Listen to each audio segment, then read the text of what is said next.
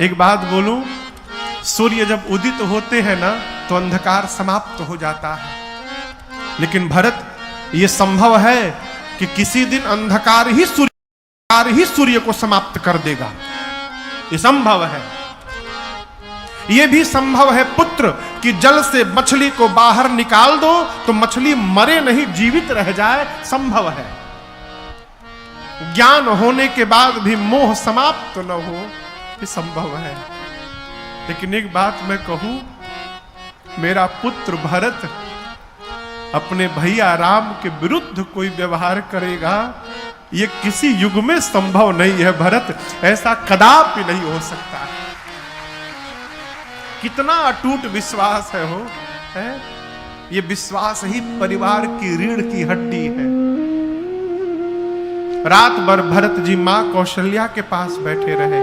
प्रातःकाल गुरुदेव भगवान ने आदेश दिया, सरजू मैया के तट पर चंदन की लकड़ी से चिता सजाई गई। अब भरत जी ने पिताजी को मुखाग्नि प्रदान किया है। भरत जी ने ऐसा 13 कर्म किया है, 13 संस्कार किया है। गोस्वामी जी कहते हैं 1 लाख मुख से उसकी प्रशंसा नहीं हो सकती, 100 मुख लाख जाए नहीं। कोई भी घर में परिवार में चला जाए तो उसके श्राद्ध कर्म को बड़ी श्रद्धा से पूर्ण करिए। श्रद्धा शब्द से ही श्राद्ध शब्द का जन्म हुआ है। ये कर्म हमारे जाने वाले के प्रति हमारी श्रद्धा को दर्शाता है। भरत जी ने गुरुदेव भगवान एक प्रकार से बताते थे तो गोस्वामी जी कहते हैं भरत जी उसको 1000 प्रकार से करते थे। 13 संस्कार हुआ। उसके बाद 4 दिन बाद श्रद्धांजलि सभा अवध में बैठी। गुरुदेव भगवान ने जगत की नायक चर्चा करते करते भरत जी से कहने लगे, भरत जी, विधाता ने मनुष्य को बनाया, सब कुछ मनुष्य के हाथ में सौंप दिया, पुरुषार्थ, लेकिन 6 वस्तुओं को ब्रह्मा जी अपने हाथ में रखे हैं। हानि, लाभ, जन्म, मरण, यश और अपयश, ये विधि के हाथ में है।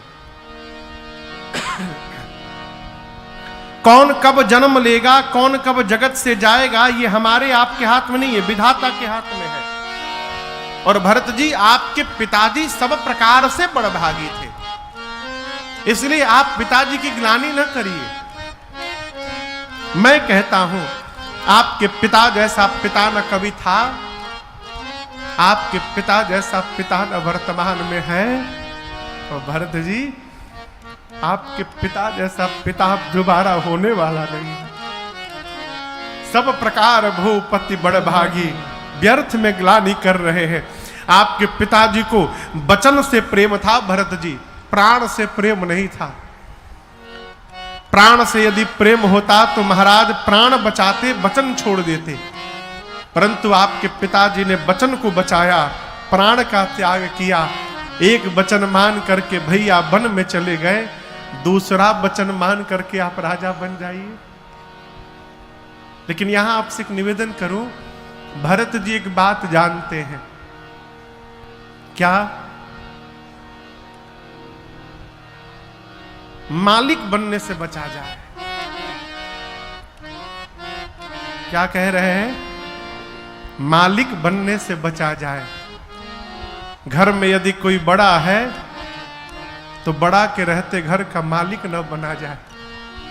कई लोग कहते हैं महाराज वो बड़का भैया उतना तेज नहीं है, हम तेज हैं इसलिए मालिक है।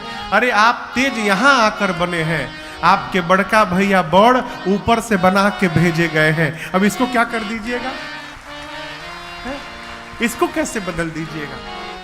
विवेकी पुरुष वो है जो करता तो स्वयं है लेकिन अपने श्रेष्ठ को अपने से आगे खड़ा किए रहता है, ये विवेकी पुरुष है।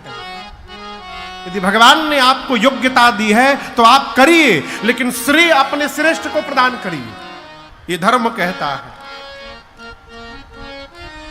धरती पर वो सौभाग्यशाली है जिसको कोई आशीर्वाद देने वाला है। अभी आपको बताऊं, हम लोग यहां पर आए तो आने के पहले मेरी माता जी की तबीयत बहुत बिगड़ गई थी।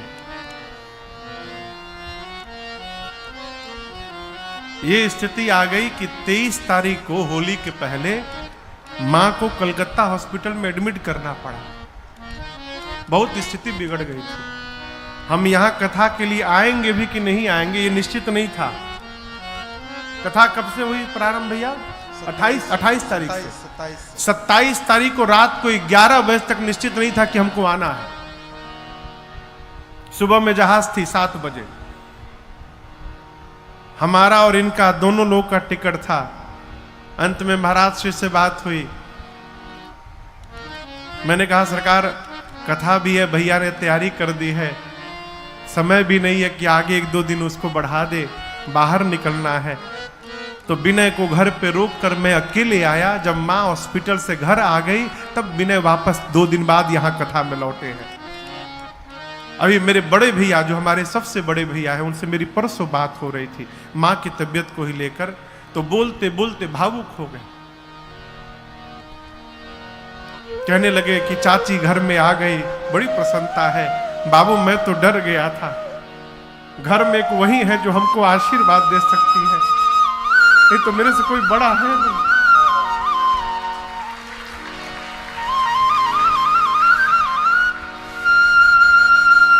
घर में कोई बड़ा है तो उसका आदर करिए, उसका सम्मान करिए। रुपया आज है, रुपया कल नहीं रहेगा, लेकिन आपका जो श्रेष्ठ है वो मरने के बाद भी पितृ बन करके आप पर अपनी करुणा की कृपा की वर्षा करता है,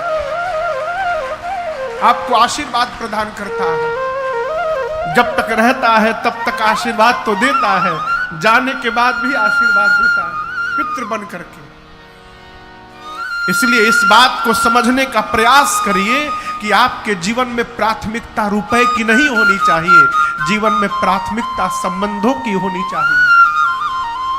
धन नहीं है, आ जाएगा, आया है समाप्त हो जाएगा। संबंध यदि समाप्त हो गया ना फिर कुछ बचने वाला नहीं है।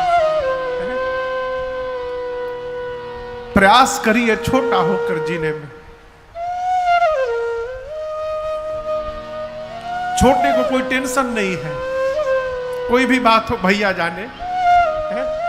कोई बात हो चाचा जाने, बड़े लोग जाने, वरुण बाबू का टेंशन है हो, भैया जाने। भरत जी जानते हैं कि बड़े के रहते कभी घर का मालिक नहीं बनना है। गुरु जी कह रहे राजा बन जाइए, लेकिन हम आपको बतावें गुरु जी भी नहीं चाहते हैं कि भरत जी राजा बने। समाज की व्यवस्था है कि उनको बोलना पड़ रहा है कि भरत जी राजा बन जाइए। भरत जी को गुरु जी ने रास्ता दिखा दिया, सूक्ष्म रास्ता।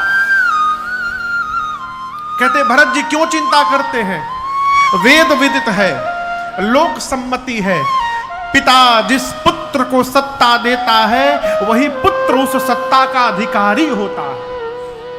गुरु जी ने कहा जेहि पितु देई सो पावई टीका।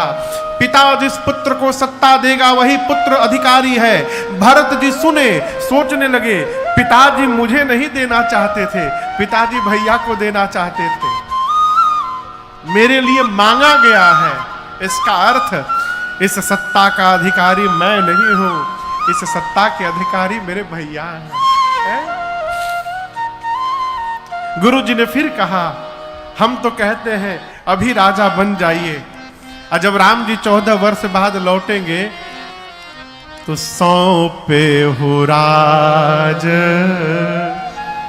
राम के आए।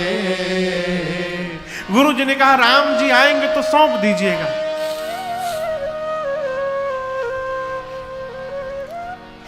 मनुष्य उसी प्रकार की बात का अर्थ निकालता है जिसमें उसको अपना लाभ दिखाई पड़ता है। ये सहज व्यवहार आपको सुना रहा हूं। हम वैसा ही अर्थ निकालते हैं जिसमें हमको लाभ दिखाई पड़ता है। गुरु जी ने कहा सौंपे हु राज राम के आए। भरत जी को कान में सुनाई पड़ा सौंपे हु राज राम के जाए। गुरुजी बोले आ करके सौंप देना, आएंगे तो सौंप देना। भरत जी समझ गए, जा करके सौंप देना। यदि सौंपना ही तो आने की क्यों प्रतीक्षा की जाए, वहीं पहुंच के सौंप दिया जाए। सुमंत जी ने कहा, भरत जी गुरुजी जो कह रहे करिए, कीजिए गुर आय यसु अवसि, कहाँ ही सचिव कर जोरी, रघुपति आए उचित